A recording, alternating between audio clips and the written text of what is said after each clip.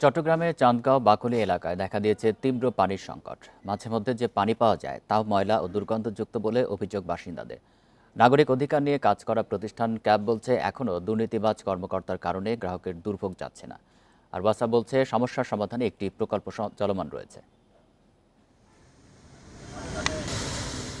গেল বছর ওয়াসার পানিতে লবণাক্ততা বেড়ে যাওয়ায় তা পানের অনুপযোগী হয়ে পড়ে।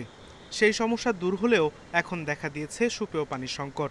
পানির জন্য হাহাকার চলছে চট্টগ্রাম নগরীর চাঁদগাঁও বাকুলিয়া রাহাত্তার পুল ডিসি রোড 1 কিলোমিটার কালামিয়া বাজার মিয়া খান নগর সহ অনেক এলাকায়।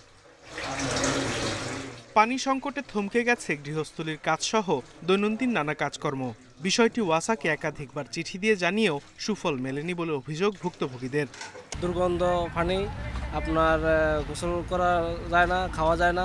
মাঝে মধ্যে রাত্রেবেলা আসে না, সকালবেলা আসে, আবার সকালবেলা আসলে রাত্রেবেলা আসে না। এখন হয়তো স্কুল বন্ধ, কিন্তু অফিস আদালতে আমরা যারা অফিস আদালত নিয়ে ব্যস্ত থাকি, আমাদের তো পানির ক্রাইসিসটা দূর করতে হবে।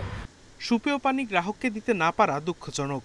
এজন্য ওয়াসার নানা পর্যায়ে বসে থাকা অসাধু কর্মকর্তাদের দুষছেন ভোক্তা অধিকার সংস্থা ক্যাব। ফয়জুল্লাহ যারা সহযোগী এখনো তারা তাদের যে পদে বহাল রয়েছেন, যার কারণে আগের যে গ্রাহকদের স্বার্থ উপেক্ষা করে যে ধরনের কাজ করা হয়েছে এখনো সেটা চলমান আছে বলে আমাদের ধারণা।